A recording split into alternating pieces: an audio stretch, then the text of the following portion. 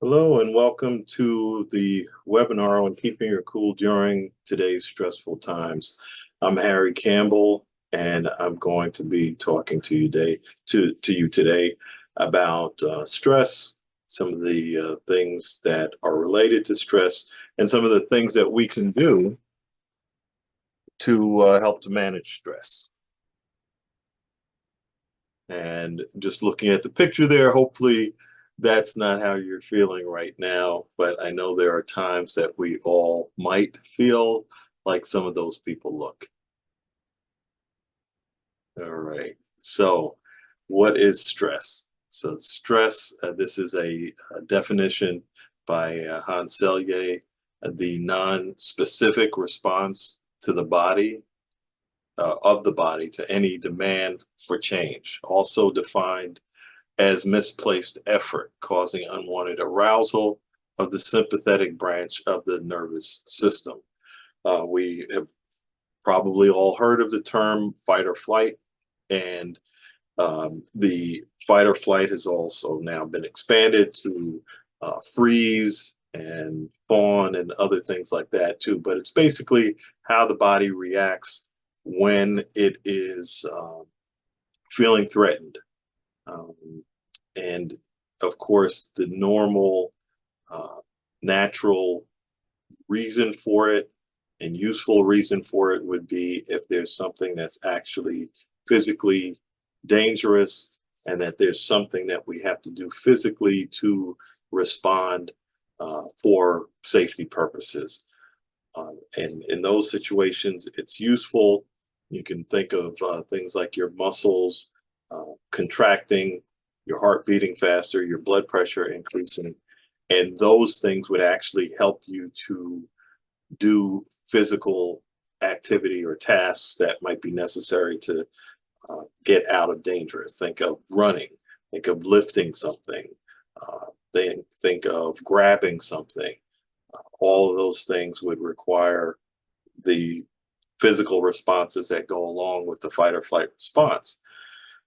And that can be useful, but in many modern times and many modern situations, there's not really the need to do something that is going to call for that type of response.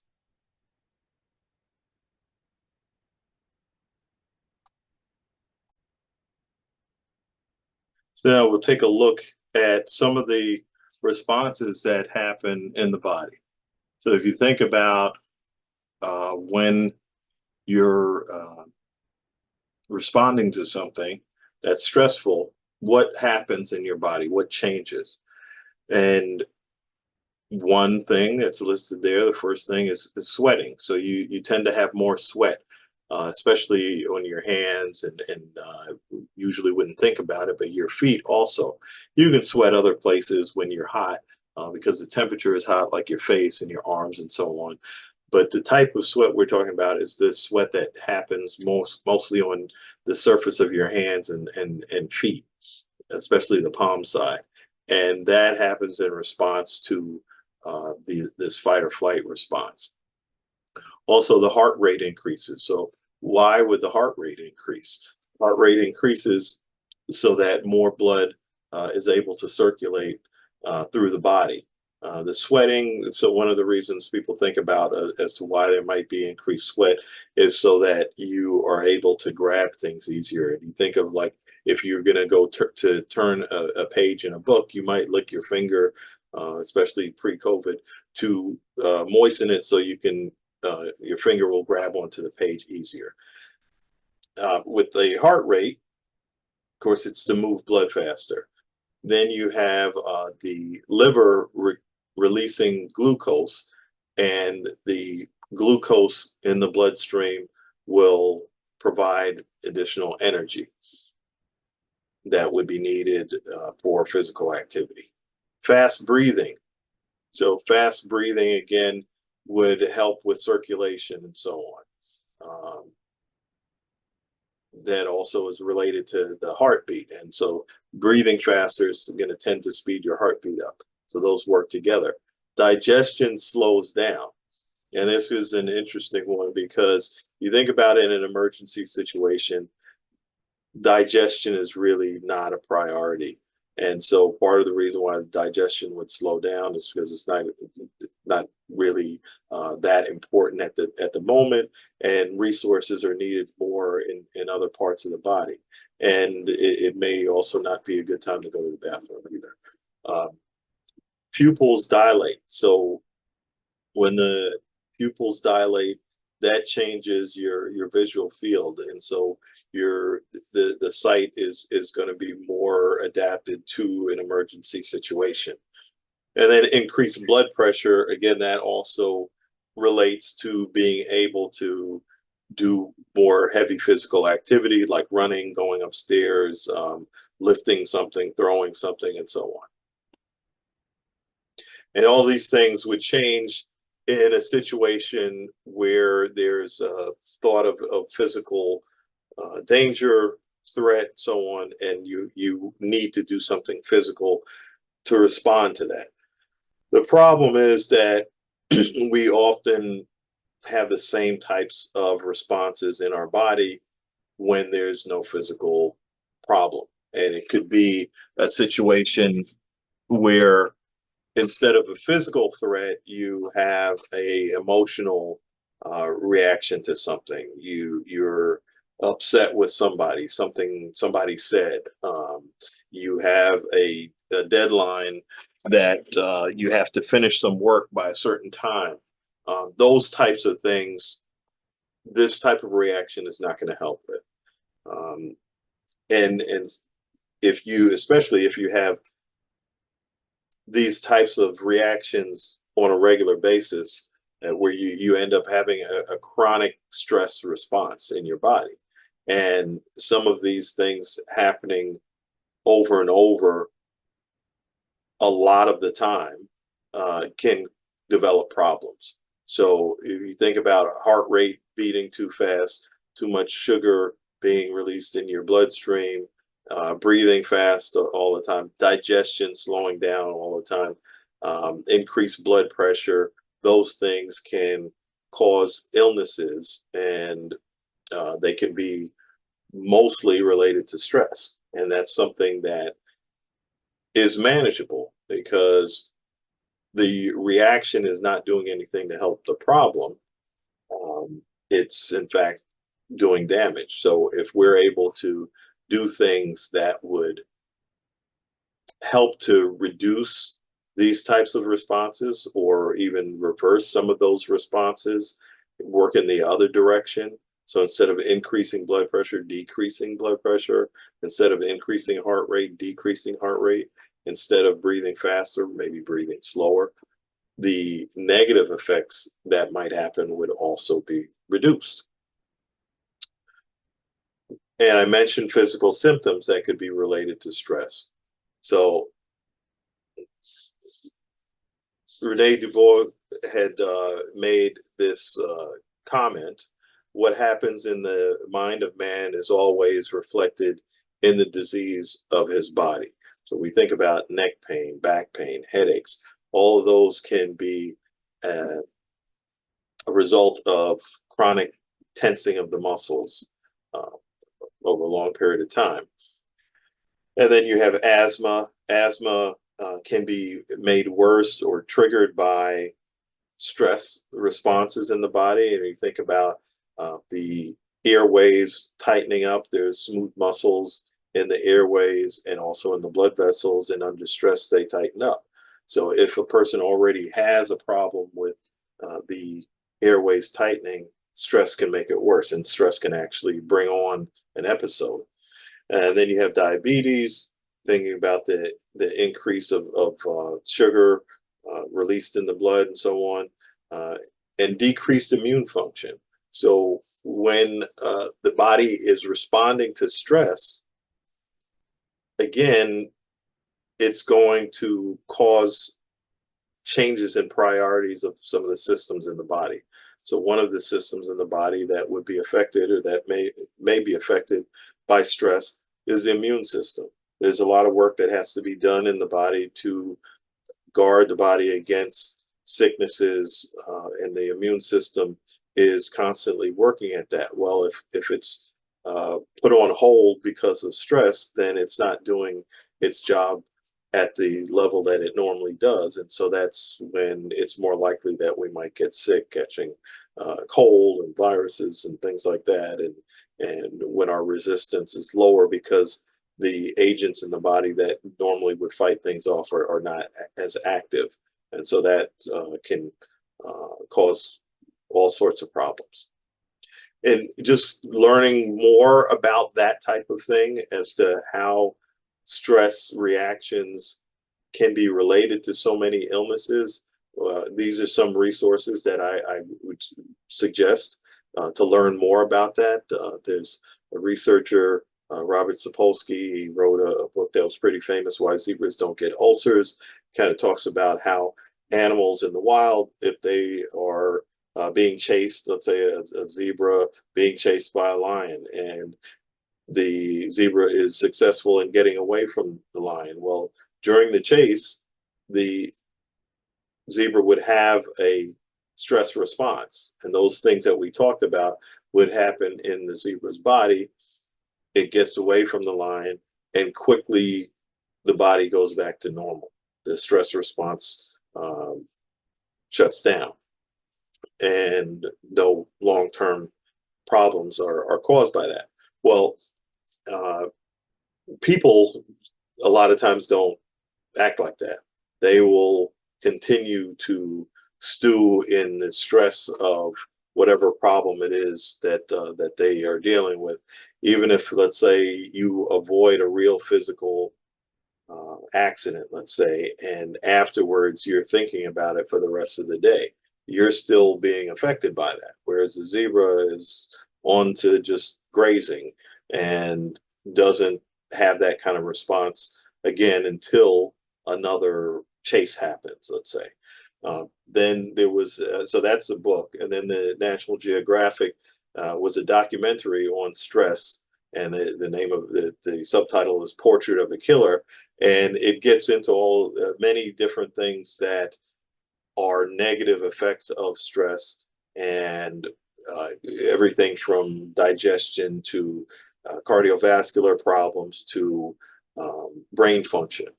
And so that's a good resource, and you can find that on YouTube. If you type that in, do a search for it, you can find that. Of course, the book you can buy. And then the stress in your body is actually a whole course, really, by a company called Great Courses. And there are about 24 lectures that are about a half hour each that go system by system in the body that talks about how stress can negatively affect that system of the body, anything from cardiovascular to reproduction and so on. So that's those are some resources if you want to go really deep into learning more about stress. So we have the stress response, then we also have the relaxation response. It's like the opposite. So this is a physical state of deep relaxation that helps the body calm down and return to a normal after a period of stress. It is a natural, innate protective mechanism that allows us to turn off harmful effects from stress through changes that decrease heart rate, lower metabolism, decrease rate of breathing, and in this way bring the body back into a healthier balance. Strategies like deep breathing, meditation, and yoga are just a few you might try to induce a relaxation response. So, we talk about the problems of stress, which some we can avoid and some we can't, but we can do something about it. We can learn and practice relaxation techniques. And so that's talking about that. Breathing is one of the main tools that's used for turning on the relaxation response, turning off the stress response. It can modulate your response to stress, and it's something that is quick acting. You can shift your breathing, and within seconds, we can show using instruments the changes that happen with the way your heart is acting. how fast it's beating, and the what we call variability, where it speeds up and slows down, how that changes, how smooth the signal, the heartbeat starts to become, as opposed to being very erratic when you might be breathing in an erratic way. This is showing a biofeedback sensor, actually two different types of biofeedback sensors that are designed to measure variations in the heartbeat. So the picture on the left is showing a finger sensor. It attaches to the finger using a Velcro band, and it's what we call a photoplethysmograph sensor, and it monitors heart activity through the blood pulsing through the finger. And then you have another version of that sensor that clips onto an earlobe. And there's pros and cons of which type of sensor to use that we're not going to get into in this session. But if you have questions about that, you can feel free to reach out, and we can give you pros and cons as to why you might want to use a finger sensor versus the ear sensor, and vice versa. So here's a nice comparison of heart rate activity. So if you notice, the graph on the top is labeled as feeling positive emotions. And what I would add to that is that the person is probably also doing some paced breathing. So they're breathing in a smooth, rhythmic way, which is not what people tend to do most of the time. On the bottom, you see where it says feeling stressed. And that's where a person is probably breathing the way that they do most of the time, and also when they're feeling stressed. So you can see the heartbeat is more erratic. It's going up and down, but not in any sort of pattern, really. It's just haphazard and very erratic. So what I usually ask people, if you're looking at those two graphs, which pattern would you rather your heart be in? And most people would say the first one, the one on the top, and I would agree. That's what I would rather my heart activity to look like. So the way that you can change from the graph on the bottom to the graph on the top is to shift your breathing. And if you want to be even more successful at it, as you shift your breathing, you shift your emotional state to a more positive emotional state. And you can do that by thinking of something that's pleasant, a person, place, or thing, um, and mentally being there as you shift into a more rhythmic, slower breathing pace. And that's one of the things that we teach in biofeedback, and what you can practice with many of the biofeedback devices that we have available. And if you want to learn more about those devices, feel free to contact me, or you can visit the website, which will be shown at the end, and possibly you'll see it on the screen at sometimes during the presentation. All right, and then here we talk about breathing. So you have abdominal breathing. It's important because it's something that we have with us all the time, and we can change what our nervous system is doing just by changing the way that we're breathing. All right, so with that, I want to just shift over and just show you a breathing exercise. So let me just pause this for a second. So,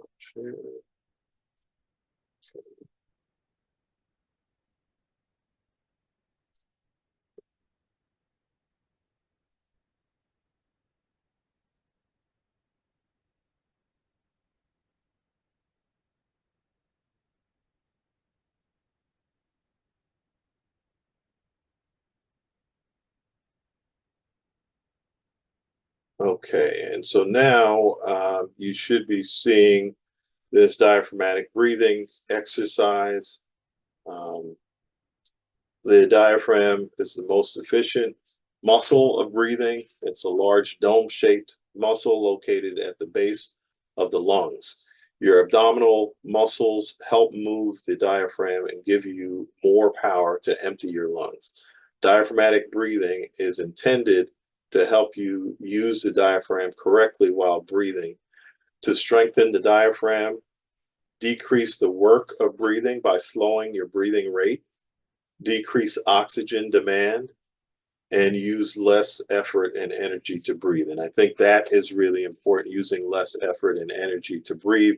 A lot of breathing exercises, and I think the way that people do breathing exercises sometimes is a lot of work. And one of my teachers, Eric Pepper, talks about effortless breathing. And I think that's a great term, because if you're putting in a lot of effort into breathing to relax, it's kind of working against the whole idea of relaxing. Relaxing, the breathing should be a little bit more passive, not so aggressive, not taking a lot of energy, and not creating a lot of tension in the body. So if you have been doing breathing exercises that are very aggressive, you might want to try just backing off a bit on the exercise.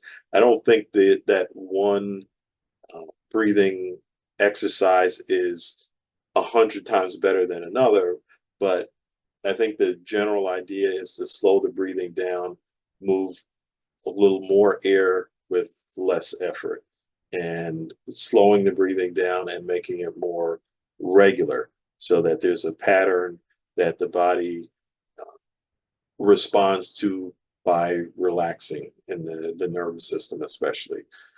So there's a couple of ways to do it. You can do this laying down, and it's suggested that maybe you start doing this laying down. One of the advantages to practicing it laying down is that you would naturally tend to use less of your upper body. One of the problems that people have when they do a breathing exercise is, if you tell them to take a deep breath, they go, so they raise their shoulders high and drop them on the exhale. I might be exaggerating a little bit, but sometimes it is that bad. So what we want to see is, when a person does the inhale, that there's not much movement in the upper body, that the shoulders stay down for the most part, and most of the work is being done in the area of the belly. So when you're laying on your back, it's much less likely for your shoulders and your chest to move as much. So I'm not going to go through that one. I'm going to go to the one that is performed sitting in the chair, and because that's the one that is more convenient to do more of the time. But if you're interested in trying it laying down, feel free to do that. So we're just going to go through this one with you, and I will just go through it as you can see it on the screen there, hopefully. And you're not going to be able to see my entire body, but you can see some of what I'm doing here. So sit comfortably with your knees bent and your shoulders, head, and neck relaxed. Place one hand on your upper chest and one on your rib cage. I'm sorry.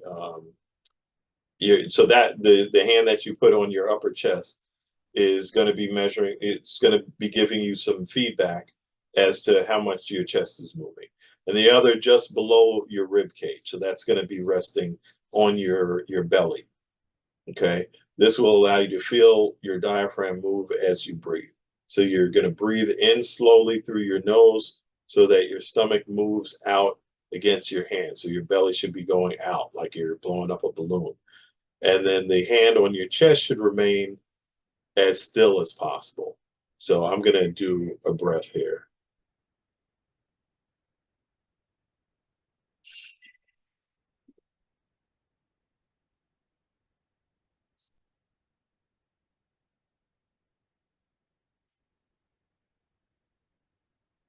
So I did a couple of breaths there.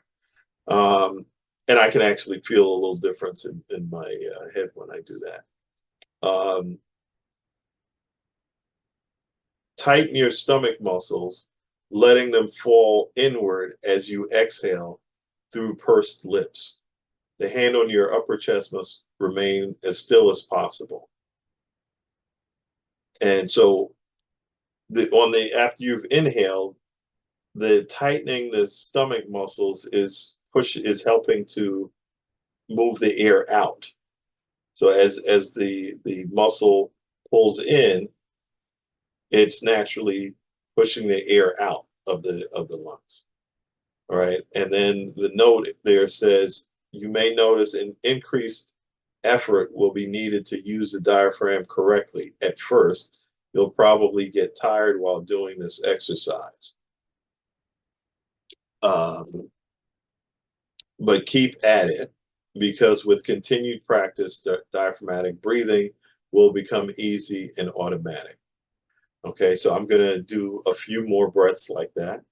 And just before I do that, you notice the part that says exhale through pursed lips. A lot of times people don't know what that means. So it's like, I could exhale with my mouth wide open.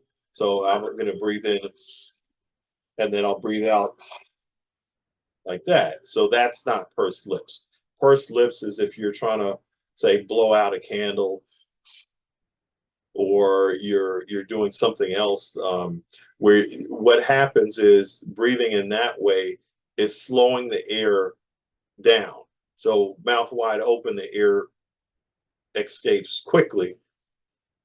If you have your lips pursed, it slows the air down. It's like squeezing a water hose. You have it wide open, the water comes out quickly. If you squeeze it, it comes out slower. So that is something that is helpful if you're trying to slow down the exhale. Okay. And often people want the exhale to be slower than the inhale.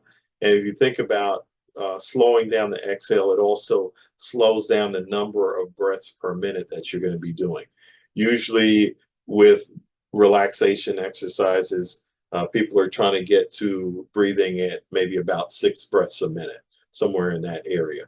So I'm going to just do a couple of breaths more now. So I'm going to start.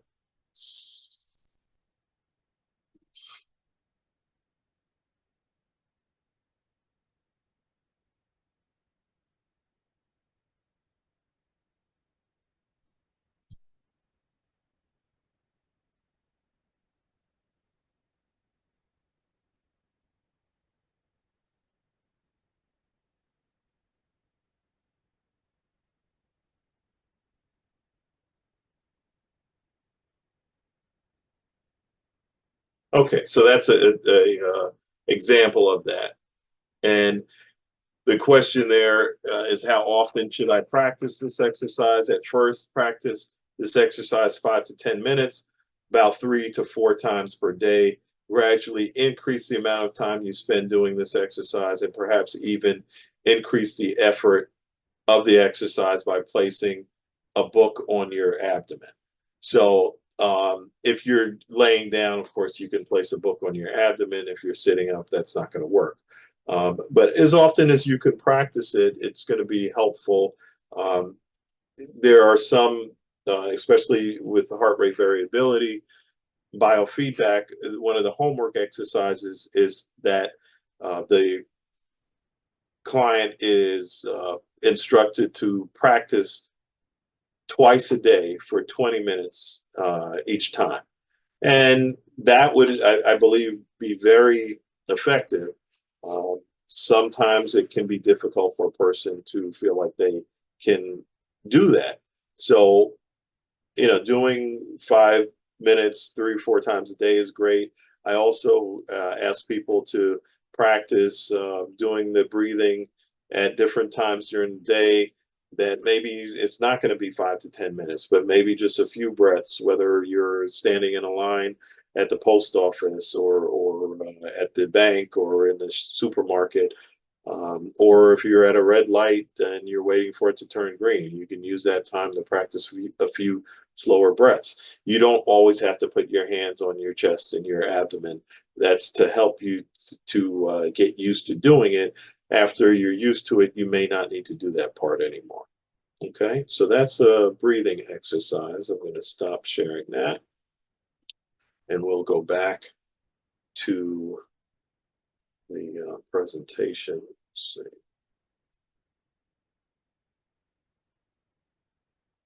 Okay.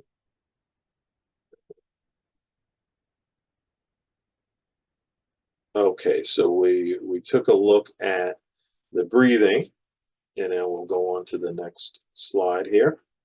Let's check something. Okay.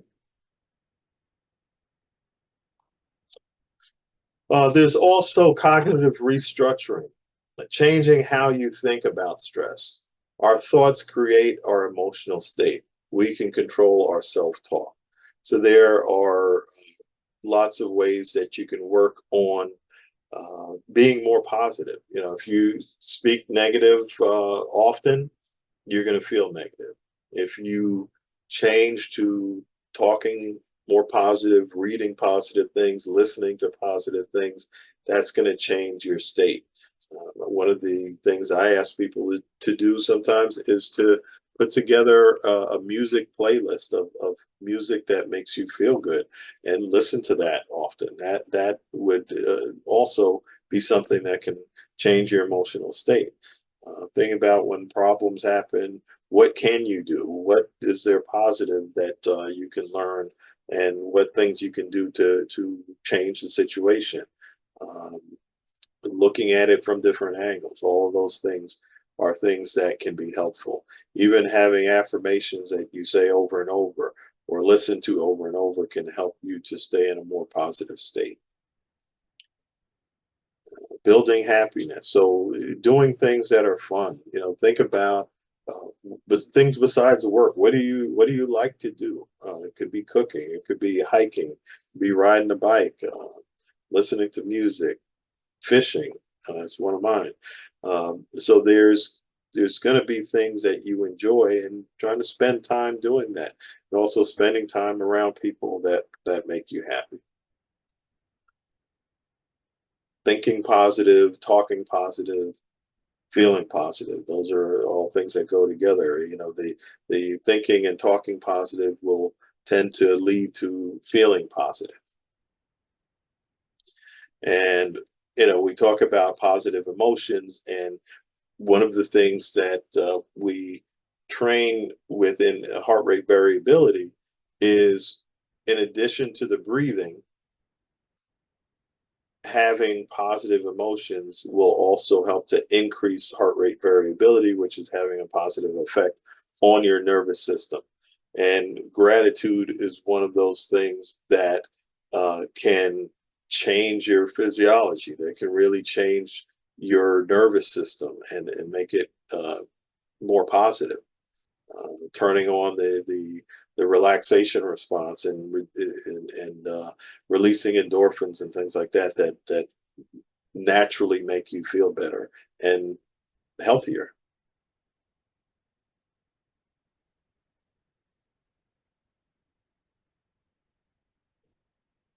And so we can look at the breathing, the being mindful, thinking of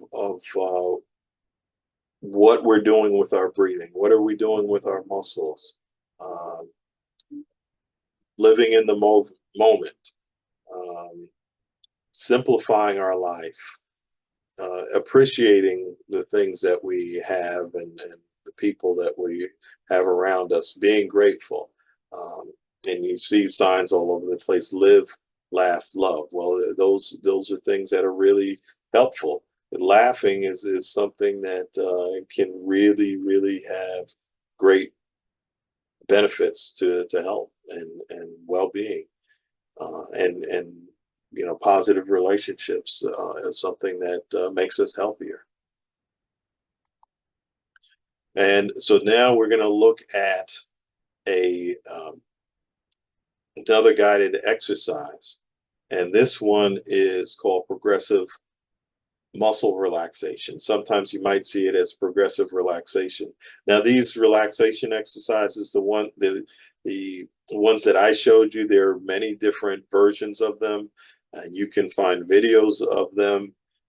We have audio recordings of some of them, and you can practice these. There are apps that have some of these on them as well, and videos on the internet and so on. So I'm going to show you one that I found and use, and we can try that one together. Let's bring that up here.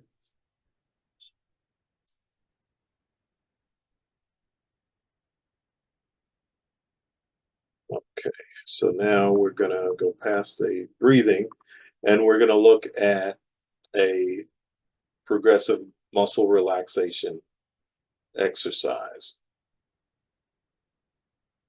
So this is talking about the exercise. It goes into detail. Many studies have shown that relaxing one's muscles markedly reduces anxiety. Over time, people learn to be anxious and tense in the same way people can teach themselves how to relax. One way of learning how to relax is through progressive muscle relaxation. In order to learn to relax, it's important to practice at least 20 minutes a day. Every day, find a regular time. When you're sure not to be distracted, you may want to start with longer time, 30 minutes relaxation period.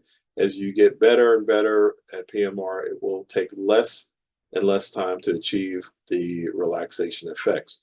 Now, I'm going to go through this much quicker than 20 minutes, just because I'm demonstrating it and I don't want to take too much time in this webinar, but you'll get the idea.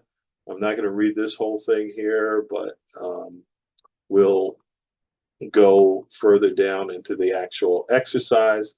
And if you would like a copy of this, you can contact me and I can help you with getting that.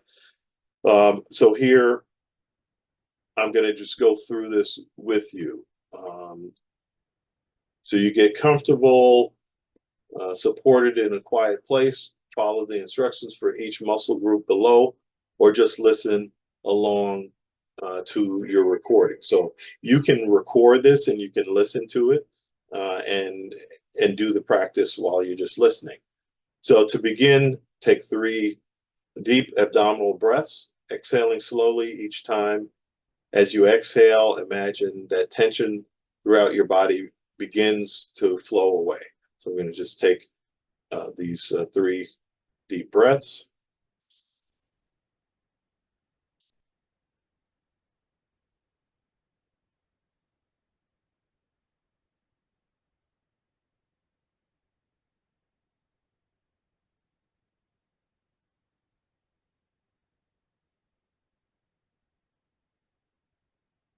Okay, and then it says to clench your left fist.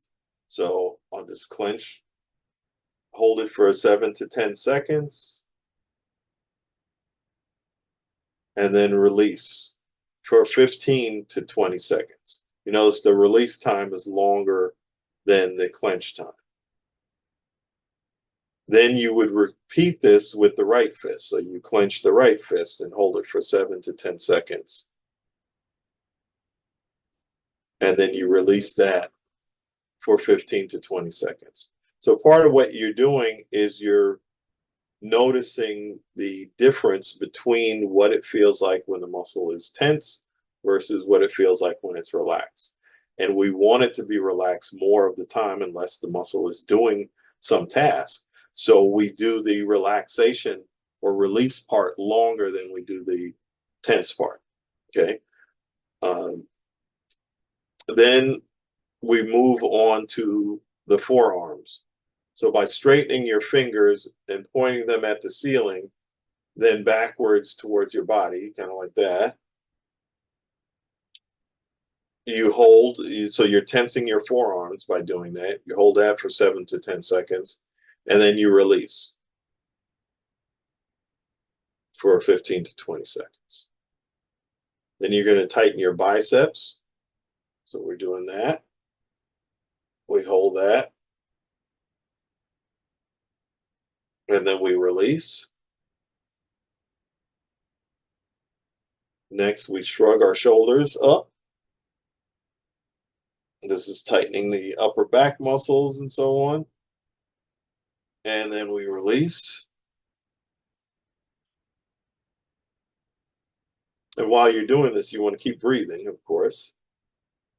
Not quite as deep as you did in the beginning, but you're maintaining a slow, relaxed breathing rate. Now you wrinkle your forehead and brow, focusing on the tension in the muscles. So kind of frowning. And then relax.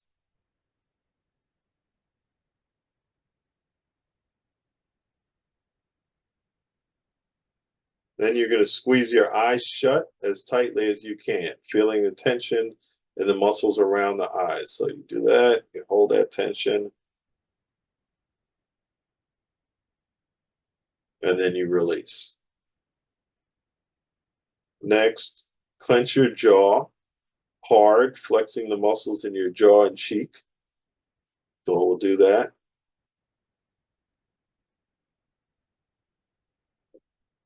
And then release.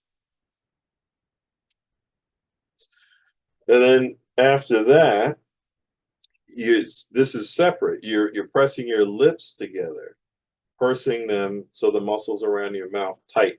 So you can have your jaw tense and not your lips, and your lips tense and not your jaw. So this is separate. So we're going to do that now with the lips.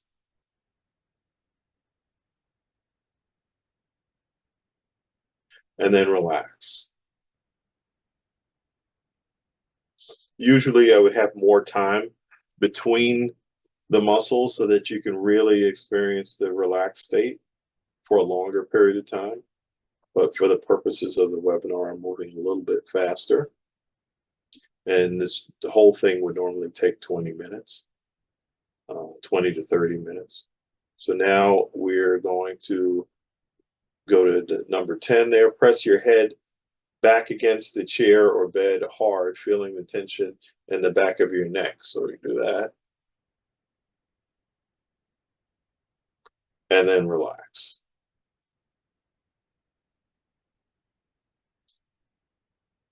Then allow your head to fall forward as though you're trying to bury your chin in your chest, and feel the tension in the front of your neck.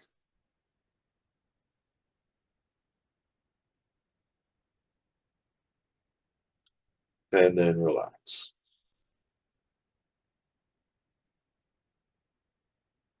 Arch your back, sticking out your chest, and feel the tension in your upper back.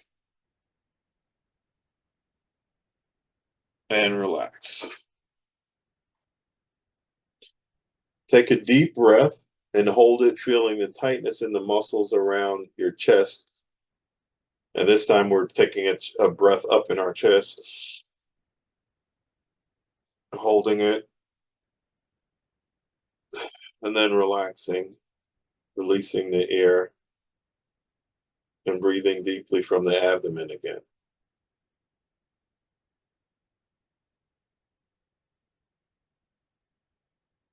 Next, we're going to tighten the muscles of the stomach, making the stomach very hard. Hold. And then relax.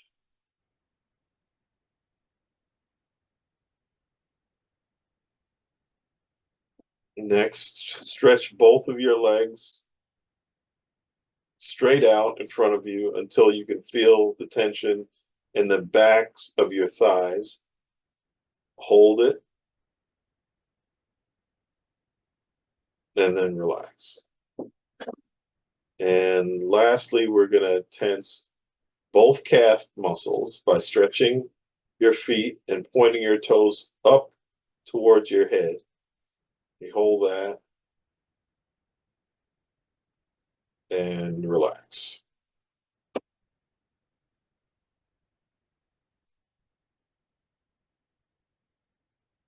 So now that was a quick trip through this progressive relaxation exercise, and you should, as you do that, notice the difference between the areas that were tensed and relaxed, feeling that contrast. And one of the things you should take away from that is that when you're in the real world, not doing your uh, progressive relaxation exercise, but just going about your business, you should be able to better notice when you're starting to tense a muscle unnecessarily, and be better able to release that tension, because now you have practiced enough to know what it feels like when the muscle is tense versus when it's more relaxed.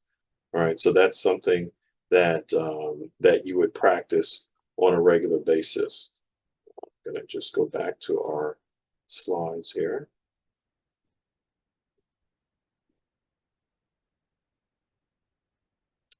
Okay, so we looked at our progressive relaxation exercise.